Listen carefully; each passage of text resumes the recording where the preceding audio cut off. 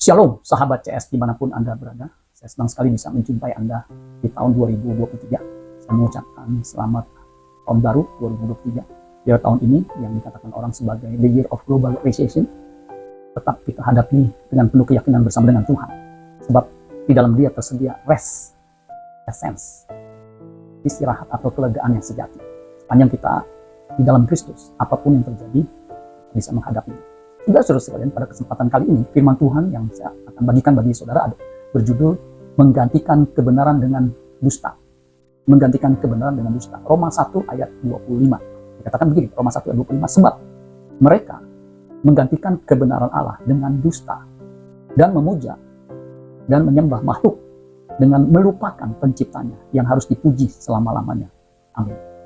Saudara sekalian, kata kebenaran di ayat ini, di Roma 1 ayat 25, itu dari kata Yunani aletheia.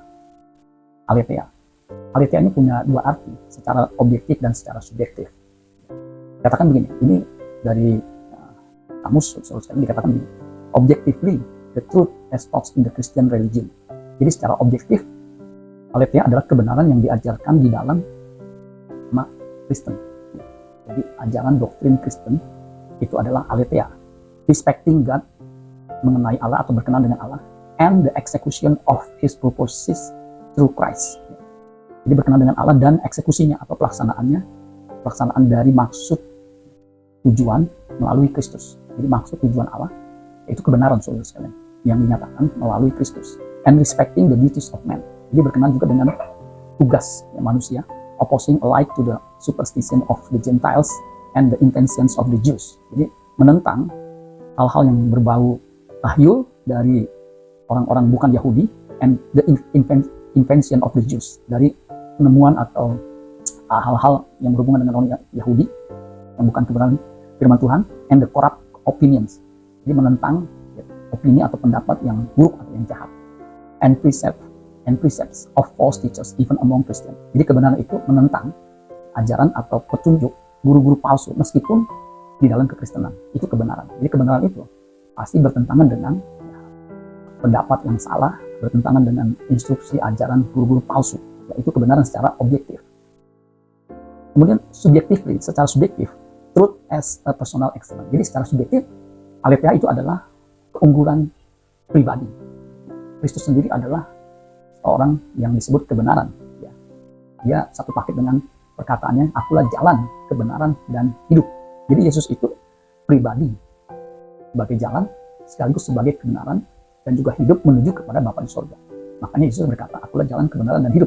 Tidak ada seorang pun datang kepada Bapa kalau tidak melalui aku. Itu perkataan Yesus.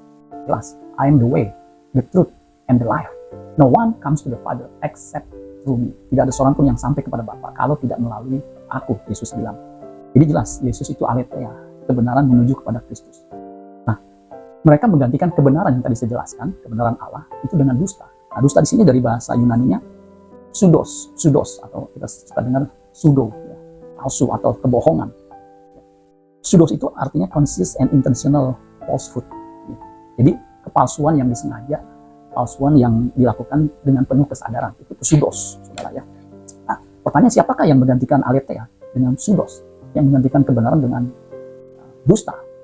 Mereka yang menyembah berhala yang bukan Allah, itu mereka yang menggantikan kebenaran dengan kebohongan alias dusta. Kalau kita baca di ayat sebelumnya, ayat 23 dan 24 dikatakan begini, mereka menggantikan kemuliaan Allah yang tidak fana dengan gambaran yang mirip dengan manusia yang fana, burung-burung, binatang-binatang yang berkaki empat, atau binatang-binatang yang menjalar.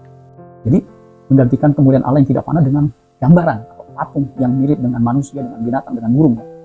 Nah, dikatakan ayat 24, karena itu, jadi akibat penyembahan berhala. Karena itu Allah menyerahkan mereka kepada keinginan hati mereka akan kecemaran, sehingga mereka saling mencemarkan tubuh mereka. Orang yang menyembah di luar Allah, menyembah berhala, itu hidupnya dalam penajisan kekotoran. Karena Allah menyerahkan mereka pada keinginan hati mereka yang cemar itu, saudara. Saudara, iblis adalah bapa segala dusta. Makanya jangan pernah percaya atau mengikuti iblis. Di Yohanes 8 ayat 44, Yesus berkata begini, iblislah yang menjadi bapamu, dan kamu ingin melakukan keinginan-keinginan bapamu. Ia adalah pembunuh manusia sejak semula. Jadi sejak semula iblis itu pembunuh dan tidak hidup dalam kebenaran. Sebab di dalam dia tidak ada kebenaran. Tidak ada. Kebenaran hanya ada di dalam Yesus. Di dalam iblis yang ada hanya dusta, kebohongan. Apabila ia berkata dusta, ia berkata atas kehendaknya sendiri. Kenapa? Sebab ia adalah pendusta dan bapa segala dusta. Jadi jangan kita mau menggantikan kebenaran aletheia, menggantikan Yesus dengan dusta, dengan iblis. Orang Kristen yang percaya Yesus pasti percaya kepada Allah Elohim, Elohim Yahweh, Allah Bapa. Baliknya, kalau orang Yahudi yang benar-benar percaya kepada Elohim Yahweh, kepada Allah yang sesungguhnya Yahweh, dia juga akan percaya kepada Yesus. Yesus pernah berkata, jangan gelisah hatimu, percayalah kepada Allah, percayalah juga kepada aku. Itu jelas menurut saya. Karena Yesus adalah Allah yang benar, satu-satunya utusan Bapa, Allah yang benar. 1 Yohanes 5 ayat 20. Akan tetapi kita tahu bahwa Allah, anak Allah telah datang dan telah mengaruniakan pengertian kepada kita supaya kita mengenal yang benar. Dan kita ada di dalam yang benar, dalam Kristus. Di dalam anaknya, Yesus Kristus. Dia adalah Allah yang benar dan hidup yang kekal. Jadi saudara sekalian, jangan saudara meragukan Yesus itu adalah Allah yang benar. Disebut anak Allah, bukan berarti Allah beranak. Tapi firman yang menjadi manusia melalui rahim Maria, kemudian lahir, makanya disebut anak. Bukan berarti Allah beranak. Firman menjadi manusia, keluar dari manusia rahim Maria, itu disebut anak Allah. Kristus adalah Allah yang benar, Aletinos Theos. Jadi waktu kita percaya Yesus sebagai Tuhan, kita berada di jalan yang benar. Itulah sebabnya iblis berusaha untuk membuat kita ragu-ragu, membuat kita tidak percaya. Jadi kalau ada opini, pendapat yang membuat kita ragu terhadap Kristus, itu adalah corrupt opinion. Opini yang jahat, yang buruk, saudara. Yang kita harus tentang, karena itu tidak sesuai dengan kebenaran. Karena dengan jelas, malaikat Tuhan itu menyatakan bahwa Kristus adalah Tuhan. Ketika kelahirannya di muka bumi ini, malaikat menampakkan diri kepada para gembala. Itu dengan jelas dikatakan di Lukas 2 ayat 9-14. Tiba-tiba berdirilah seorang malaikat Tuhan di dekat mereka, dan kemuliaan Tuhan bersinar meliputi mereka, dan mereka, perhatikan, sangat ketakutan. Ayat 10. Lalu kata malaikat itu kepada mereka, jangan takut, sebab sesungguhnya aku memberitakan kepadamu kesukaan besar untuk seluruh bangsa. Ayat 11. Hari ini telah lahir bagimu juru selamat, yaitu Kristus, Tuhan di kota Daud. Jadi malaikat mengatakan Kristus itu Tuhan di kota Daud. Dan inilah tandanya bagimu. Kamu akan menjumpai seorang bayi dibungkus lampin dan terbaring di dalam palungan. Dan ayat 13. Dan tiba-tiba tampaklah bersama-sama dengan malaikat itu sejumlah besar bala tentara sorga yang memuji Allah, katanya. Ayat 14. Kemuliaan bagi Allah di tempat yang maha tinggi, dan damai sejahtera di bumi di antara manusia yang berkenan kepadanya. Jadi saudara sekalian, jangan pernah meragukan Yesus itu Tuhan. Yesus itu juru selamat, Mesias. Kisah para Rasul 2 ayat 36 ini bagian dari khotbah Petrus setelah pencurahan Roh Kudus, dikatakan begini. Jadi seluruh kaum Israel harus tahu dengan pasti bahwa Allah telah membuat Yesus yang kamu salibkan itu menjadi Tuhan dan Kristus. Jadi yang menjadikan Kristus itu Tuhan, ya Allah sendiri, saudara sekalian. Manusia nggak bisa menjadi Tuhan. Firman yang menjadi manusia, firman Allah yang menjadi manusia, itulah Tuhan Yesus. Di Yohanes 13 ayat 13, Yesus pernah bilang begini, kamu menyebut aku guru dan Tuhan, dan katamu itu tepat, sebab memang akulah guru dan Tuhan.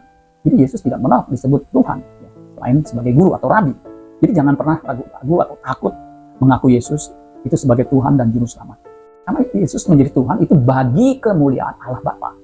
Filipi 2 ayat 9-11. Itulah sebabnya Allah sangat meninggikan dia, meninggikan Yesus. Dan mengaruniakan kepadanya nama di atas segala nama. Supaya dalam nama Yesus bertekuk lutut segala yang ada di langit, dan yang ada di atas bumi, dan yang ada di bawah bumi. Ayat 11. Dan segala lidah mengaku Yesus Kristus adalah Tuhan bagi kemuliaan Allah Bapa. Saudara yang saat ini mungkin meragukan karena ada opini, ada ajaran, ada pendapat Yesus itu hanya sekedar nabi, Yesus itu hanya sekedar rasul. Hari ini saya tegaskan, firman Tuhan mengatakan dia adalah Kristus, Tuhan bagi kemuliaan Allah Bapa. Amin buat firman Tuhan. Tuhan Yesus memberkati. Sola Gracia.